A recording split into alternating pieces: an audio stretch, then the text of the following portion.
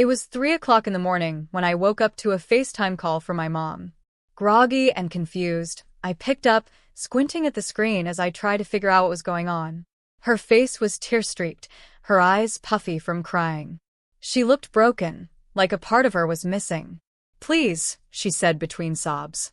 "You never come home anymore. The whole family needs you. I need you. Please, just come for the holidays." Her voice cracked, and I could hear the desperation in her words. "I'm Flo, by the way. I'm 30, and like an idiot, I thought this Christmas might actually be different. I could feel the tug in my chest. This time, maybe it would be better. Maybe I could reconnect with my family." I spent the next 10 hours crammed into a plane seat, cramped and uncomfortable, with 2 layovers and a phone battery that died halfway through. Exhausted, I landed in San Diego, dragging my suitcase behind me with a mix of fatigue and a little bit of hope. I had gifts for my brother's kids, little things I thought would bring some joy, but as soon as I stepped off the plane, it hit me. I smelled like stale airplane coffee. My back ached from the long flight, and my eyes were barely staying open. But I was here. I had made the trip for them. I rang the doorbell to my parents' house, hoping for a warm embrace. A welcoming hug from my mom. Something familiar, something that would make the exhaustion worth it. But the door flew open, and instead of the hug I had imagined, there was my mom, staring at my suitcase. No smile, no "How was your flight?" No warmth. Just her eyes flickering to the bags I carried.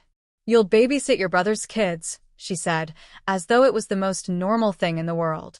I stood there in shock, staring at her. This was how it was going to go. Again. My brother Jason stepped into the doorway with his usual cocky grin, sunglasses on, and the kids hanging off his arms. He barely looked at me. "Hey, don't let the kids wipe their snot on Aunt Flo. She's jet-lagged." They all laughed. It was a joke. I was the punchline. I didn't yell. I didn't cry. I felt something inside me snap, like a switch turning off. I smiled. I set my suitcase down in the entryway, looked my mom straight in the eye, and said one sentence. The room went completely still. "That's not happening anymore." The laughter stopped. My mom's face drained of color. Her voice dropped to a whisper. "No. No way." And just like that, everything changed.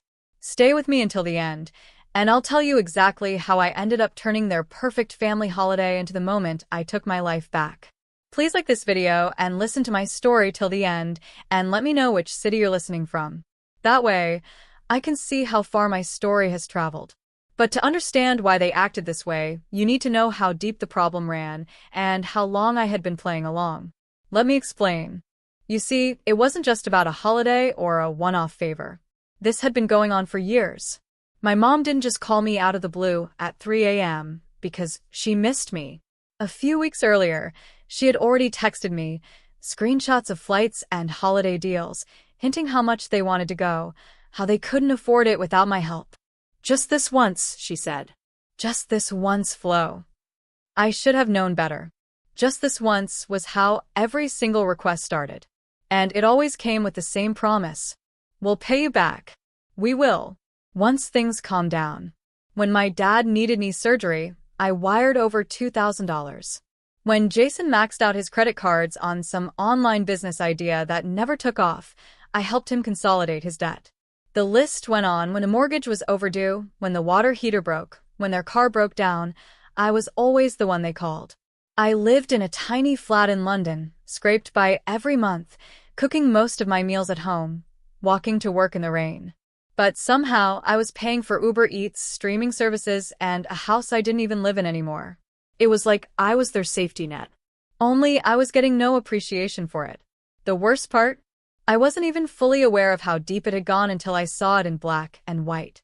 2 weeks before that tear-filled FaceTime call, I had received an email from my bank. It was about the mortgage, one that I didn't remember signing up for. A few years ago, my parents had put me down as a co-borrower to get a better rate. That's when the real burden started. I had been covering the shortfalls without even knowing it. Their debt was now my debt. So, as my mom cried about how the kids missed me and how they needed me home, I sat there in London, staring at my banking app. I was done being their built-in babysitter. I was done being their free credit card. I was done playing the part of the dutiful daughter who would just fix things every time they needed me. But here's where it gets interesting. I didn't just decide to say no. I made sure I was fully prepared. I booked my flight, but I also booked a call with a financial advisor. I saved every transfer receipt. I downloaded years of bank statements. I had a legal document drawn up, outlining everything I was owed. I had no intention of being dragged into another family holiday, pretending I wasn't being used. Don't forget to like and comment if you're enjoying the story so far. And if you've ever been the one people leaned on too much, you'll know exactly where I'm coming from. So, when I arrived at my mom's house in San Diego and Jason laughed about me being jet-lagged, that's when everything started to change. I wasn't the same daughter they were used to. Not anymore.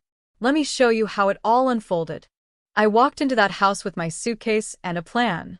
My brother, Jason, still had that smirk on his face, the one that always made me feel like I was just a tool to be used.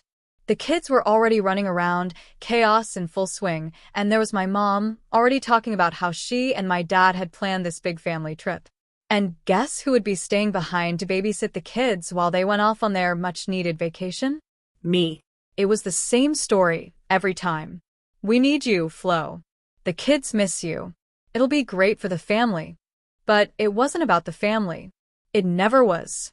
It was about getting what they wanted, and I had been the one to pay for it over and over again. I could feel that old switch inside me flicker on, that feeling of being a puppet on their strings. But not this time. Not anymore. I saw the itinerary laid out on the counter. The resort photos, the flights, the family vacation in bold, shiny letters. It was all there, laid out like a glossy dream, except I wasn't in the picture. I was the one left behind, taking care of the mess, the kids, and most of all, their bills. I took a deep breath and looked at my mom. "See, this is why we needed you here, honey," she said, tapping the brochure. "You always say we should take care of ourselves. The kids will stay with you. We'll finally get a real vacation." But that wasn't why I was there. Not this time. I had flown halfway across the world to do something I should have done years ago. Something I should have stood up for, long before this moment. I asked my mom to gather everyone in the dining room. "Before you go anywhere," I said calmly, "we need to talk about money." Jason groaned like I was ruining everything. "Seriously, Flo, now?" My dad muttered something about timing, clearly uncomfortable.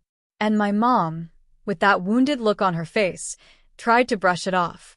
"Honey, we've been under so much stress. Can we please not start a fight before we even leave?" But I didn't back down. I opened my laptop, slid it across the table, and turned it so they could all see. I had a spreadsheet ready, every single penny I had sent over the years, everything I'd paid for. Every time they needed me, I had been there. But this wasn't a charity. "Last March," I began, "you called me because the mortgage was 2 months behind. I wired $1,200. In June, Jason's business expenses maxed his card. I sent $2,500. When the water heater broke, I sent $900. When Dad's truck needed new tires, I sent $600. The electric bill was overdue, so I sent $300 here, $400 there." I went on, highlighting the numbers, pointing to the transfers. The things they never saw, the things they took for granted. This isn't counting Disney Plus, Hulu, Netflix, Spotify, family plans, cell phone bills. Every single month, there's always something. My voice remained calm, but my heart was pounding. They were silent, watching as the numbers added up. Jason straightened in his chair, his face turning pale. He recognized his own debts in the notes column, promises of repayment that never came through. My mom's hand flew to her mouth when she saw her own texts, asking for money while she was out shopping, posting photos of herself at a new brunch spot. And my dad's face went tight when he saw the PayPal transfer for his knee surgery and the receipt for the new flat screen that showed up the same week. "No," my mom whispered, shaking her head. "This isn't fair. You're making us look like bad people." "I'm not making you look like anything," I replied quietly. "I'm just showing you what actually happened." And then, the final number. The bold, undeniable total at the bottom of the spreadsheet. In the last 36 months, I said, voice steady, I've sent this house just over $60,000.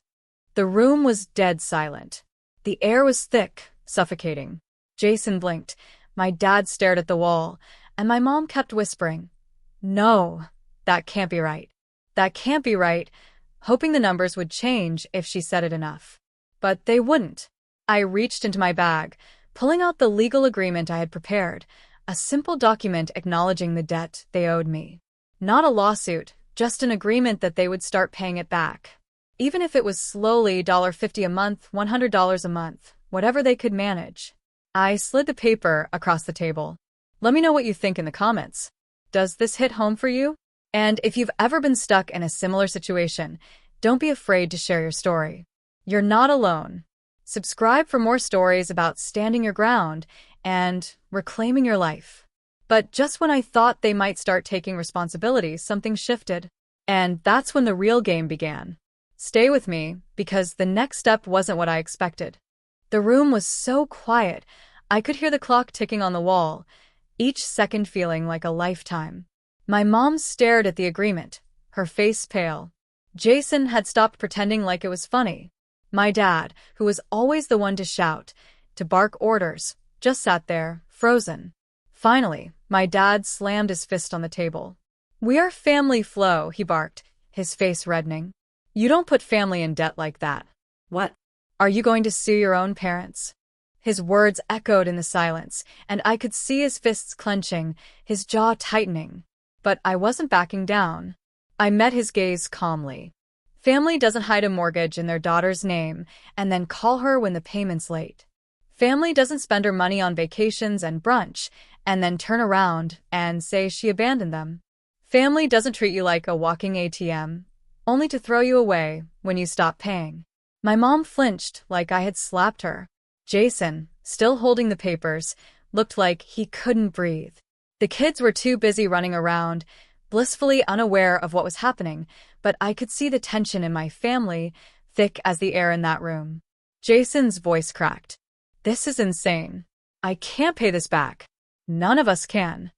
I leaned back in my chair, trying to stay calm, even though my heart was hammering. I know, I said softly, and I'm not expecting you to pay it back all at once. But I'm done being the one to fix everything. My dad shot me a look like he was about to explode, but I didn't flinch. I wasn't scared anymore. If you ever tell anyone I left you with nothing, I will show them the receipts. I will show them every transfer, every bill I paid for. Every time you chose brunch over the electric bill because you knew I'd bail you out. And if you try to paint me as the villain, I'll make sure they know who the real selfish ones are. I could feel the weight of my words in the silence that followed.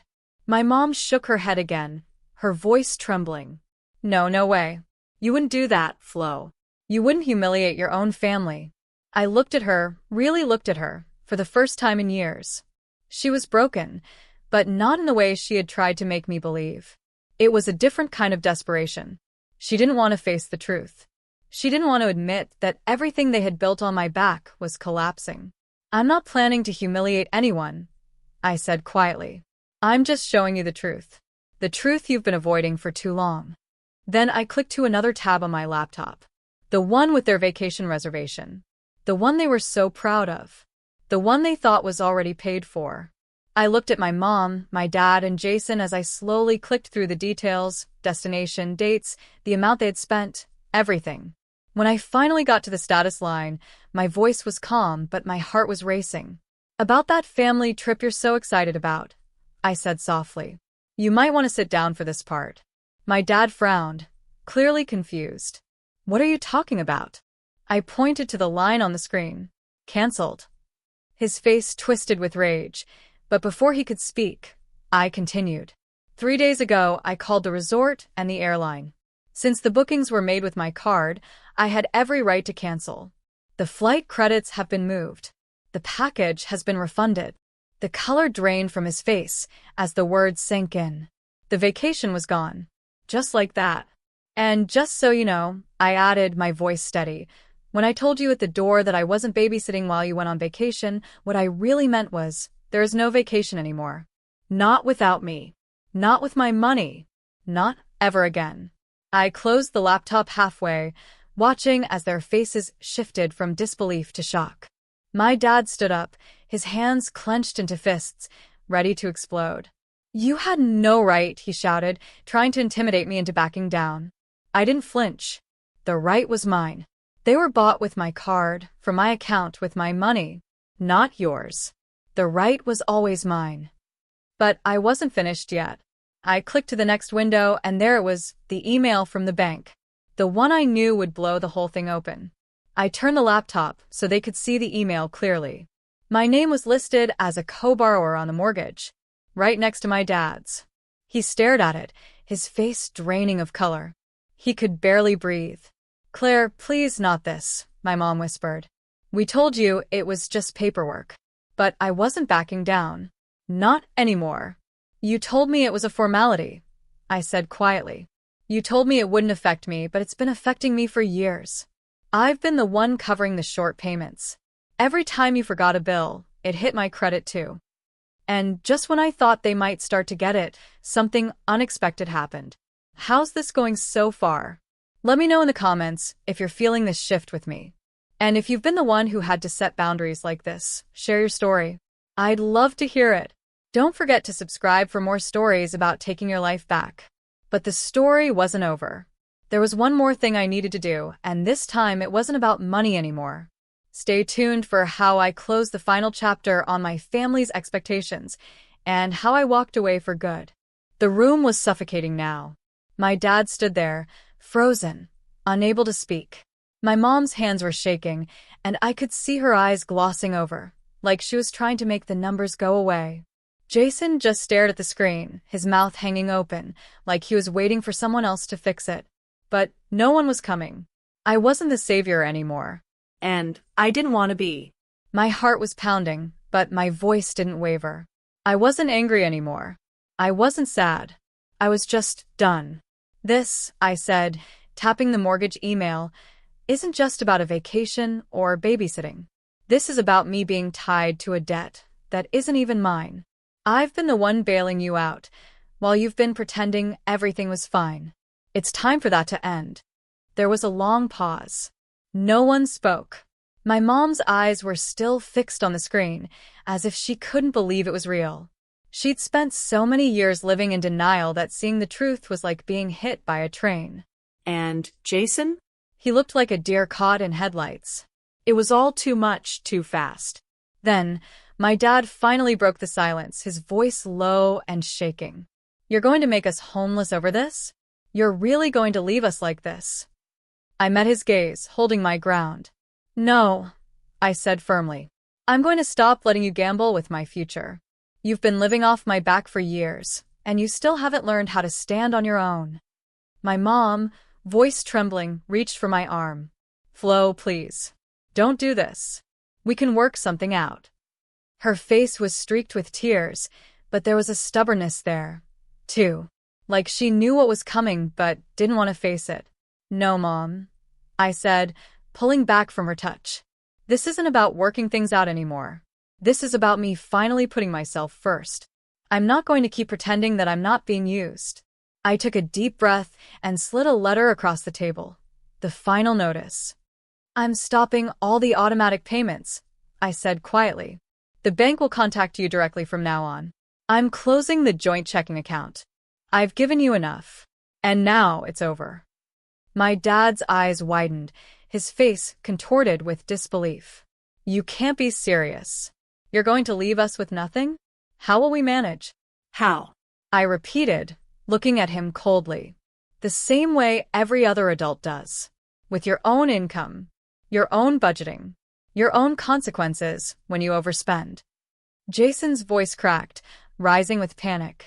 "You can't just pull everything away at once. At least give us time. I'll sign up for more delivery shifts, work more hours. "I swear." Just don't screw us like this."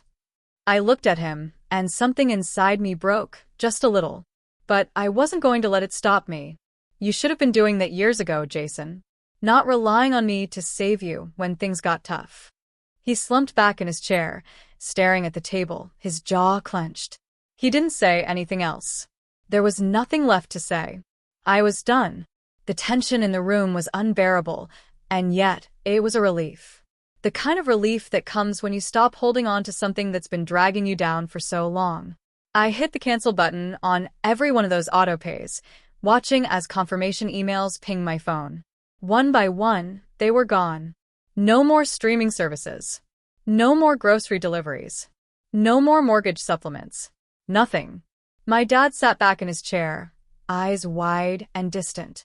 My mom, meanwhile, was breathing faster, like she couldn't catch her breath. And Jason? He just stared, defeated. But I didn't feel bad. I didn't feel guilty. I had done what I needed to do. I stood up, feeling lighter than I had in years. This is your chance to figure it out.